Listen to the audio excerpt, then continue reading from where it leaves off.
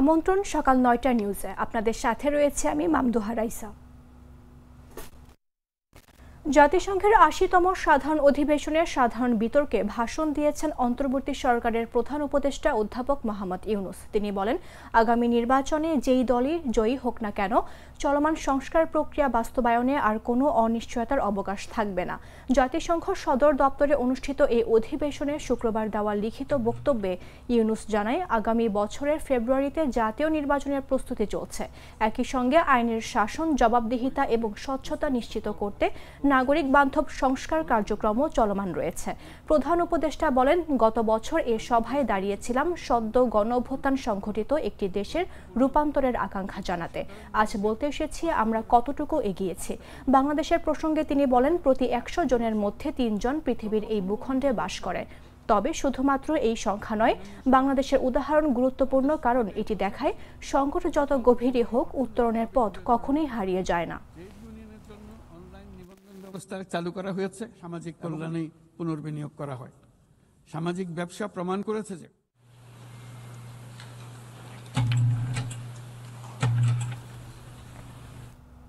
বিএনপির মহাসচিব মির্জা ফখরুল ইসলাম আলমগীর বলেছেন, আমরা কনভিন্সড ২০২৬ সালের ফেব্রুয়ারিতে নির্বাচন হবেই। রাজনৈতিক দলগুলোর এ নিয়ে কোনো সংশয় নেই।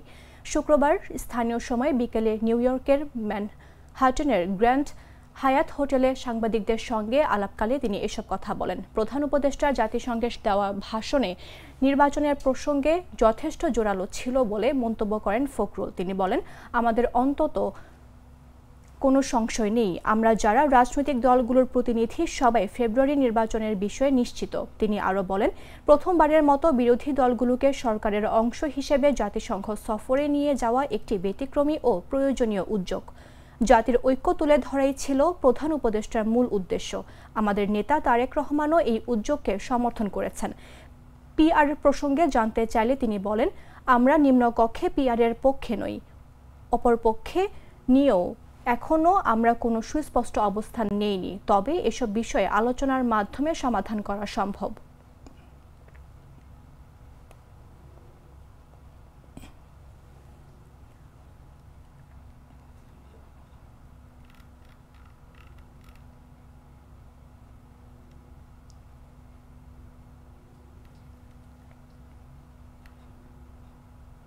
এদিকে আগামী ফেব্রুয়ারির সম্ভাব্য নির্বাচনের জন্য জামায়াতে ইসলামের প্রস্তুতি চলছে বলে জানিয়েছেন দলটির নায়েবে আমির সৈয়দ আবদুল্লাহ মোহাম্মদ তাহের। শুক্রবার নিউ ইয়র্কের গ্র্যান্ড হায়াত হোটেলে সাংবাদিকদের সঙ্গে আলাপকালে তিনি বলেন, ফেব্রুয়ারিতে নির্বাচন হতে পারে, এটা আমরা মেনে নিয়েছি।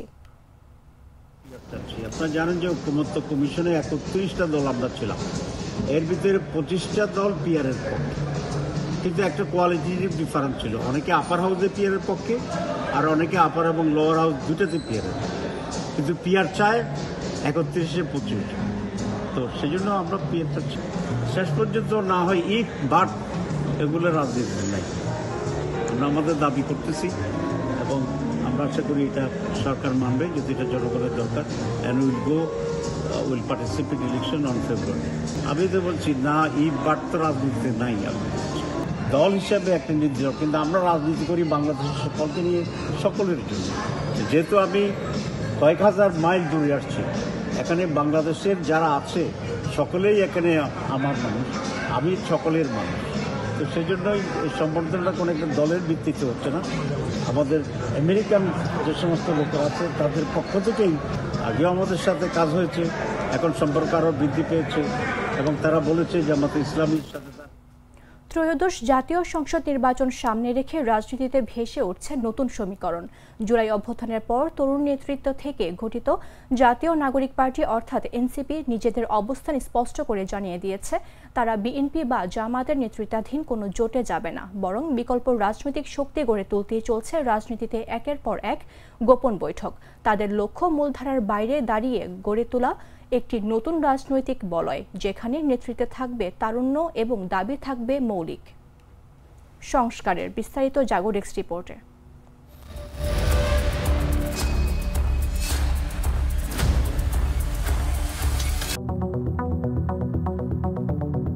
ত্রয়োদশ জাতীয় সংসদ নির্বাচনকে ঘিরে দেশের রাজনীতিতে তৈরি হয়েছে নতুন এক নাটকীয় সমীকরণ। জুলাই অভ্যুত্থানের উত্তাল তরঙ্গ থেকে জন্ম নেয়া তরুণ নেতৃত্বাধীন দল জাতীয় নাগরিক পার্টি এনসিপি হঠাৎ করে আলোচনার কেন্দ্রবিন্দুতে। বিএনপি জামায়াতের সঙ্গে জোটে যাবে কিনা এই জল্পনা উস্কে দিয়েছিল রাজনৈতিক অঙ্গনে কৌতূহল, কিন্তু এনসিপি সোজা সাপটা জানিয়ে দেয় তাদের পথ আলাদা।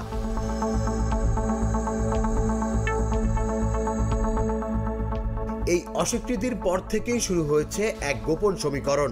রাজধানীর নির্জন বৈঠকখানা, গোপন আলাপ আলোচনা আর অপ্রকাশিত চুক্তি, সবকিছুর কেন্দ্রবিন্দু এখন এনসিপি।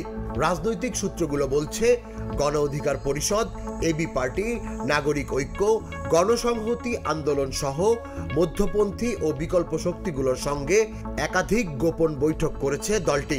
উদ্দেশ্য নতুন বলয় তৈরি করা, যেখানে তরুণদের নেতৃত্বে জন্ম নেবে তৃতীয় শক্তি। বিশ্লেষকরা বলছেন এনসিপি যদি এই বৈঠকগুলো সফলভাবে শেষ করতে পারে, তবে নির্বাচনের আগে দৃশ্যমান হতে পারে একটি শক্তিশালী বিকল্প জোট, যা বিএনপি, জামায়াত বা আওয়ামী লীগের বাইরে দাঁড়িয়ে দাবি তুলবে মৌলিক সংস্কার, জুলাই সনদ ও গণহত্যার বিচারের। এদিকে এনসিপির নেতৃবৃন্দ স্পষ্ট জানিয়ে দিয়েছেন তাদের লক্ষ্য শুধুই ক্ষমতা নয়, বরং নতুন সংবিধান ও দীর্ঘদিনের সংস্কার দাবিকে কেন্দ্র করে রাজপথে লড়াই। রাজনৈতিক অঙ্গনের এক শীর্ষ কূটনীতিক বলেন, বাংলাদেশের রাজনীতিতে এখন অজানা স্রোত বইছে। তরুণদের নেতৃত্বে যে শক্তি উঠে আসছে, তারা হয়তো আগামী নির্বাচনের ফল পাল্টে দিতে পারে। ঢাকা বিশ্ববিদ্যালয়ের রাষ্ট্রবিজ্ঞান বিভাগের অধ্যাপক ডক্টর আইনুল ইসলামও সতর্ক করে বলেন, বিএনপি জামায়াতকে ঘিরে এতদিন রাজনীতির সমীকরণ ঘুরেছে, কিন্তু তরুণ নেতৃত্বাধীন একটি নতুন জোট যদি দাঁড়িয়ে যায়, তা প্রথম সারির রাজনীতিকেও চ্যালেঞ্জ ছুড়ে দিবে। অতএব আসন্ন নির্বাচনকে ঘিরে দেশজুড়ে প্রশ্ন একটাই, এনসিপি কি সত্যি হয়ে উঠবে নতুন শক্তির কেন্দ্রবিন্দু, নাকি রাজনীতির ছায়ায় মিলিয়ে যাবে তাদের এই নাটকীয় উত্থান? তুষার ইসলাম, জাগো নিউজ। দুধার চকলেটে একাকার হয়ে ওঠা প্রাণ লেয়ার সম্পর্কের মিষ্টি ম্যাজিক। ফরিদপুরের বোয়ালমারীতে কুমার নদে ঐতিহ্যের নৌকাবাজ প্রতিযোগিতা অনুষ্ঠিত হয়েছে। নৌকাবাজ দেখতে নদের দুপারে বিভিন্ন শ্রেণীর পেশার মানুষ ভিড় জমায়। সকাল থেকে সারা দিন চলে গ্রামীণ মেলা। শুক্রবার বিকেলে বাইচে বিভিন্ন এলাকা থেকে আগত ছোট বড় মিলিয়ে বাইচে অন্তত 20টি নৌকা অংশ নেয়। এছাড়াও ট্রলার ও ছোট বড় বিভিন্ন ধরনের কমপক্ষে 1000-এর মতো নৌকায় চড়ে মানুষ এ উৎসব উপভোগ করেন। মেলায় এবার কমপক্ষে 40,000-এর মতো মানুষের সমাগম ঘটেছে। স্থানীয়রা জানান, নৌকাবাইচ অত্র অঞ্চলের একটি ঐতিহ্যের রূপ নিয়েছে। এবার মেলায় প্রায় ছোট বড় 20টি বাইচের নৌকা ছাড়াও ট্রলার ও বিভিন্ন ধরনের কমপক্ষে 1000-এর মতো নৌকায় চড়ে মানুষ এ উৎসব উপভোগ করেন। আয়োজক কমিটির সভাপতি সাবেক ইউপি চেয়ারম্যান রইসুল ইসলাম পলাশ মিয়ার সভাপতিত্বে অনুষ্ঠানে আরডিডি গ্রুপের কর্ণধার ও বিএনপি নেতা আজিজুল আকিল, ডেভিড শিকদার প্রমুখ উপস্থিত ছিলেন।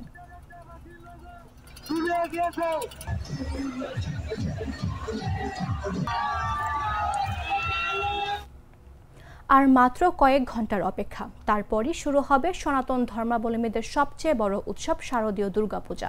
পূজা উপলক্ষে চাঁদপুরের মণ্ডপগুলোতে চলছে শেষ মুহূর্তের প্রস্তুতি। জেলার প্রতিটি মণ্ডপে চলছে সাজসজ্জা, আলো ঝলমলে পরিবেশ তৈরির কর্মযজ্ঞ, আর পূজারীর কণ্ঠে বেজে উঠছে ভক্তিমূলক সুর। প্রতিমা শিল্পীদের দক্ষ হাতে প্রতিমায় ফুটে উঠেছে সৃজনশৈলী ও ঐতিহ্যের মেলবন্ধন। শারদীয় দুর্গোৎসবকে ঘিরে ভক্তদের মাঝে উৎসবমুখর আমেজ বিরাজ করছে।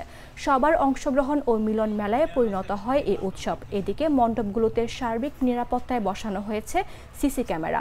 পুলিশ, সেনাবাহিনী, র্যাব, বিজিবি ও আনসার সদস্যদের পাশাপাশি রাজনৈতিক নেতাকর্মী ও আয়োজক কমিটির পক্ষ থেকে থাকবে স্বেচ্ছাসেবকরা। জেলা পূজা উদযাপন পরিষদের সাধারণ সম্পাদক তমাল কুমার ঘোষ বলেন, এবছর জেলায় মোট 224টি মণ্ডপে অনুষ্ঠিত হবে শারদীয় দুর্গাপূজা। পূজার সার্বিক নিরাপত্তায় মণ্ডপে মণ্ডপে সিসি ক্যামেরা স্থাপন করা হয়েছে। এছাড়া পুলিশ, সেনাবাহিনী, র্যাব, আনসার সদস্যরা নিয়োজিত থাকবে। আমাদের রাজনৈতিক নেতারা সার্বিকভাবে সহযোগিতা করছেন, তারপরও আমাদের নিজেদের কমিটির স্বেচ্ছাসেবকরা দায়িত্ব পালন করবে। শুধু এই দুর্গাপূজার সময়ে আমাদের কারিগরি একটু আদর বাড়ে, কিন্তু এই 2-3 মাস কাজ করে পরে সারা বছর আমরা কি করব? হয়তো আমাদের পোলাপান যে পেশায় ঢুকবে, আর যে সারা বছর তারা কি করে খাবে? দুর্গা উৎসবের আমাদের প্রতিমার কাজ, আলোকসজ্জা, লাইট এবং প্যান্ডেলের কাজ মোটামুটি শেষ পর্যায়ে। কোনো ব্যাপারেই এই পূজার আড়ম্বরতাতে আমরা কোনো রকম আশঙ্কা প্রকাশ করছি না। আমরা বিশ্বাস করি এখানকার সকলকে নিয়ে আমরা এবছর সুন্দরভাবে পূজাটি সম্পন্ন করব। গাইবান্ধার ব্রহ্মপুত্র নদে এখন ছুটে চলছে ল্যাম্বরগিনি, তবে এটি আসল ল্যাম্বরগিনি নয়, ল্যাম্বরগিনির আদলে তৈরি করা একটি স্পিডবোট। এটি বানিয়ে চমকে দিয়েছে গাইবান্ধার ফুলছড়ি উপজেলার এক স্কুল ছাত্র 17 বছর বয়সী রাহাত খন্দকার। স্থানীয় গুণভরি দ্বিমুখী উচ্চ বিদ্যালয়ের 10ম শ্রেণীর এই বিজ্ঞান বিভাগের ছাত্র তার নিজের হাতে তৈরি করেছেন 5 আসনের একটি সম্পূর্ণ কার্যকর স্পিডবোট। অভাবের সংসারে বড় হওয়া রাহাদের এই উদ্যোগ ইতোমধ্যে এলাকায় সাড়া ফেলেছে। রাহাদের তৈরি স্পিডবোটটি দেখতে হুবহু বিলাসবহুল ল্যাম্বরগিনি গাড়ির মতো, তবে পানিতে চলার উপযোগী করে এর ডিজাইন কিছুটা পরিবর্তন করা হয়েছে। কাঠ দিয়ে তৈরি স্টিয়ারিং, সামনে digital meter, switch, light, horn এবং সেলফ স্টার্টার সবই যুক্ত করেছেন তিনি নিজ হাতে। ঘন্টায় 2 লিটার তেলে চলে এই বোট। বসতে পারে সর্বোচ্চ 5 জন। এই ব্যতিক্রম উদ্যোগ বাস্তবায়নে খরচ হয়েছে প্রায় 5 লাখ টাকা, যার মধ্যে বিভিন্ন এনজিও থেকে 3 লাখ টাকা ঋণ এবং বাকি অর্থ জুগিয়েছে পরিবার ও আত্মীয় স্বজন। স্থানীয়রা বলছেন এই বয়সে এমন উদ্ভাবন অনুপ্রেরণা হতে পারে দেশের আরও অনেক তরুণদের জন্য।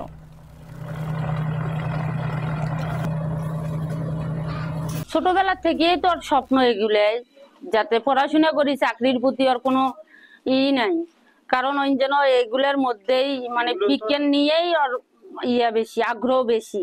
আশা রাখছি যেন সরকার তাকে পর্যাপ্ত সহযোগিতা করে, তাহলে এই প্রজেক্টটি হয়তোবা আগামী দিনে এই অঞ্চলের মানুষের ভাগ্য উন্নয়নের অন্য একটি সারথি হিসেবে কাজ করবে। আমি গুণভরি দ্বিমুখী উচ্চ বিদ্যালয়ের 10ম শ্রেণীর বিজ্ঞান বিভাগের একজন ছাত্র। তো আমি অনলাইনে মোবাইল দেখাকালীন তো এখান থেকে আমি একটা আইডিয়া পাই যে বাইরের রাষ্ট্রে যে এই ধরনের বিলাসবহুল যে যানবাহনগুলো চলাচল করে, আমাদের বাংলাদেশে এই ধরনের বিলাসবহুল যানবাহন নেই। তো সেই ক্ষেত্রে আমি যাতে আমাদের বাংলাদেশের মানুষ কম খরচে এই ধরনের বিলাসবহুল যানবাহনের আনন্দ নিতে পারে, তো তার কারণে আমি এই ধরনের একটা সিদ্ধান্ত নেই। এটা হচ্ছে আমি ইতালির ল্যাম্বরগিনির আদলে আমি তৈরি করেছি একটা স্পিড বোট, যা দেখতে গাড়ির মতোই, কিন্তু আসলে গাড়ি না, আসলে এটা মূলত একটা স্পিড বোট যা পানিতে চলে।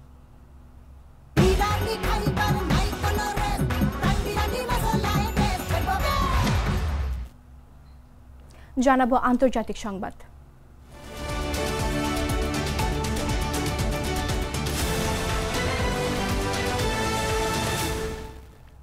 জাতিসংঘ সাধারণ পরিষদের ৮০তম অধিবেশনে শুক্রবার ইসরায়েলি প্রধানমন্ত্রী বেঞ্জামিন নেতানিয়াহু মঞ্চে উঠতেই শতাধিক কূটনীতিক অধিবেশন কক্ষ ত্যাগ করেন। ফিলিস্তিনের গাজা উপত্যকার গণহত্যা ও মধ্যপ্রাচ্যের একাধিক দেশে হামলা চালানোর প্রতিবাদী এই ওয়াকআউট করেন বিভিন্ন দেশের কূটনীতিকরা। তবে নেতানিয়াহুর সমর্থকরা দীর্ঘ সময় ধরে দাঁড়িয়ে করতালি দিয়ে পরিস্থিতির সামাল দেওয়ার চেষ্টা করেন।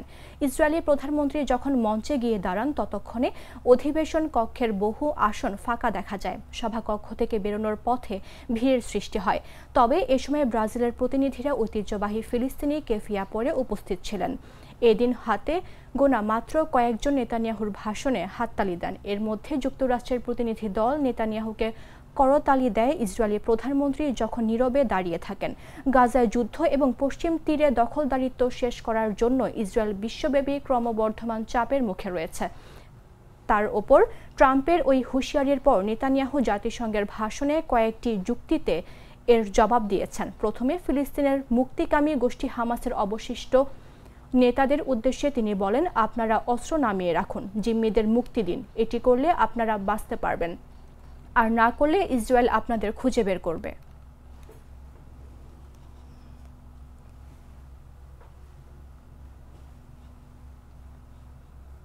সংবাদ শেষ করব খেলার খবর জানিয়ে।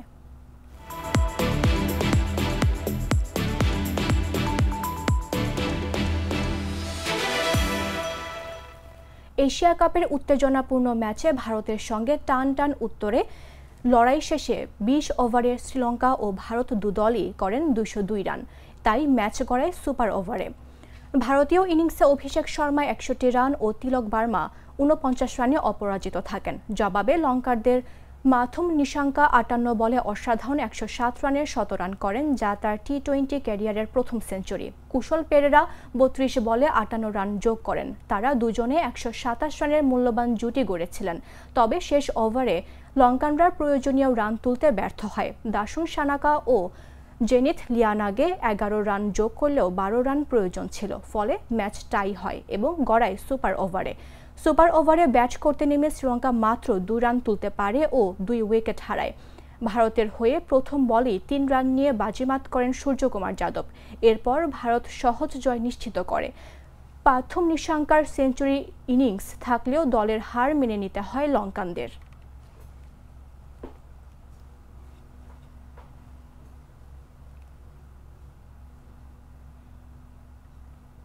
দর্শক, এই ছিল এখনকার মতো। প্রতি মুহূর্তে সর্বশেষ খবর জানতে ভিজিট করুন jagonews24.com। ফলো করুন আমাদের ভেরিফাইড ফেসবুক পেজ এবং সাবস্ক্রাইব করুন জাগো নিউজের ইউটিউব চ্যানেল। ধন্যবাদ সবাইকে।